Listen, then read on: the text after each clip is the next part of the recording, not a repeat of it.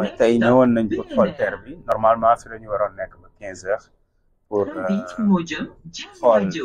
maanaam lépp loo xam ne concerné na terre bi que ça soit centre de maintenance bi centre de contrôle bi les équipes de façon globale mais aussi faire tout le circuit xool exactement ndax terre bi liñ ciy xaar mu ngi ci waaye tamit lan la ñu gën a mën a ñoŋal comme ni ma ko waxee wax dëgg yàlla suñu gisee ci wàllu kaaraange ak collaboration bi ñu am ak gendarmerie ma leen di rendre hommage sapeur pompier entre autres mais aussi ñoom seen système de sécurité ak politique HSE bi ñu mettre sur place tax na suñu xel daal ci wàllum kaaraange gi et je pense que résultat yi ñu gis wane na ko ci wàllum li ñu wooyee politique 5S nga xam ne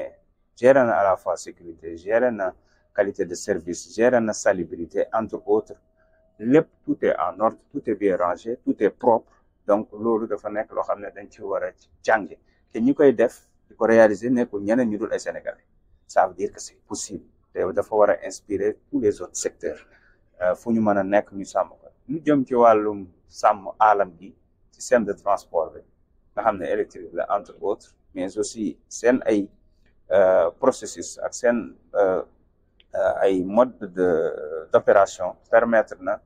ñuy aar bu baax a baax di réduire taux CO2 bi à des valeurs considérables qui dépassent même parfois les standards mondiaux loolu dafa nekk lu am solo mais leneen li nga xamante ne ni mën nañ ko wax mooy niveau de qualification personnel bi ak ni ñu miser ci formation bi nekk na wax sa dëgg yàlla loo xam ne lu ñu seetlu la sans compter maintenant les résultats maanaam ci wàllum ponctualité nga xam ne Sénégal dañ naan heure sénégalais mais fii moom amul heure sénégalais heure bi war bu normal moo am presque plus de 98% de ponctualité waaye aussi ci wàllu maintenance ak respect normes sécurité yi wax dëgg yàlla ils sont à un niveau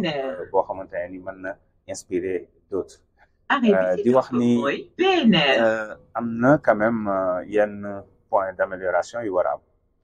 ndax su ngeen xoolee suñu ñëw di yegg si gaaru Dakar ñii ñëwandoo day bari donc te pour nga génn da ngay bàcce c'est pour plusieurs raisons sécurité waaye monde éviter fraude yeeg tout ça mais huit lañ fa am donc yoo xam ne peut-être war nañ ko doubler yokk ko su ko defee passagers yi duñu xaar lu yàgg pour bàcce génn nga xam ne dafay gaaw parce que foog ñenn ñi génn ñenn ñi dugg d'autant plus que ñu ngi jëm ci ay JOJ nga xam ne Dakar day xaar nit lu bëree bëri te ñii ñëw am nañu culture d'utiliser des transports de masse comme les trains et autres donc ñoom ñu ngi ci xalaat ngir xool nu ñu koy yokkee aller jusqu'à même 16 ou 18 ce qui permettra une meilleure fluidité en tout cas ñu ngi xool aussi parce que ñu ngi xaar juróom-ñaari raam yi war a compléter 15 yi fi nekk ñu 22 nga xam ne dinañu mën a assurer en tout cas peut-être plus de 130 000 passagers par jour et surtout anticiper ci JOJ comme ni ma ko doon waxee ba tax na sax directeur SENTER dinañ xool SENTER ñu ci waxtaan sànq pour xool ak dañuy yokkaat yeneen 8 rames pour dem jusqu'à 30 wóor nañu ne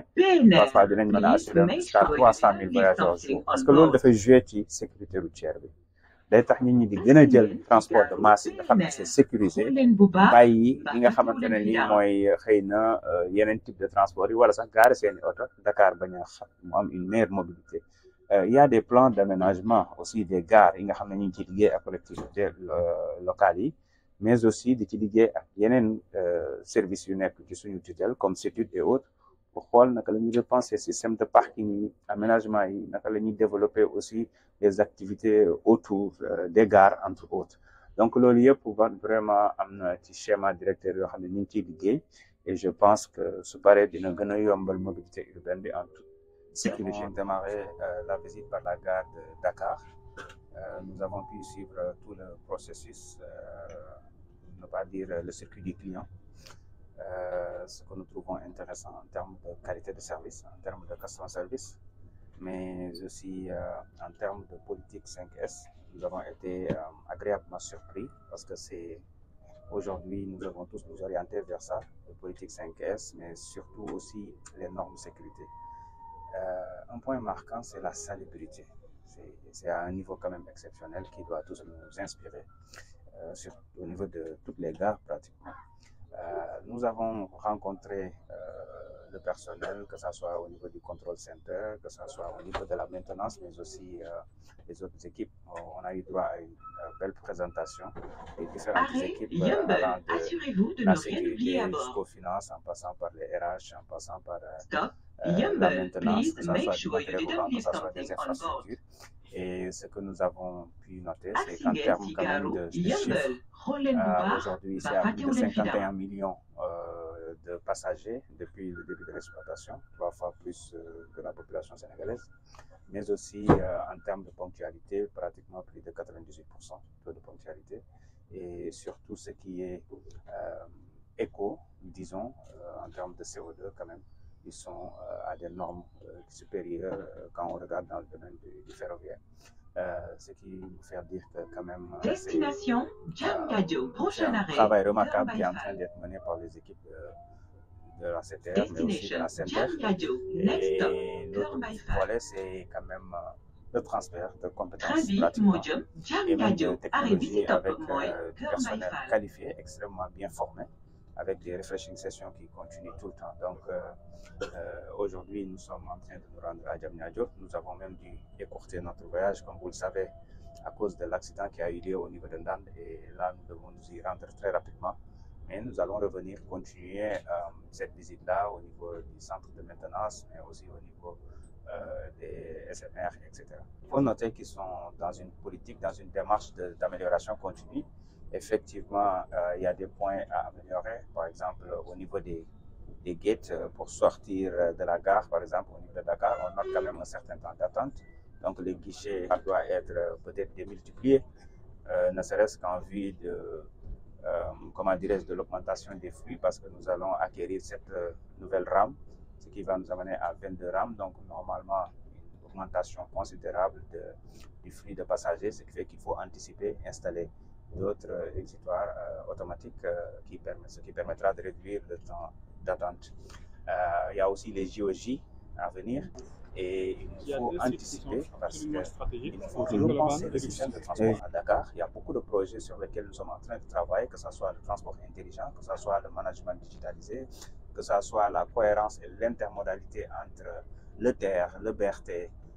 la RTC, c'est-à-dire les nouveaux bus Dakar-Demdik, pour permettre à Dakar quand même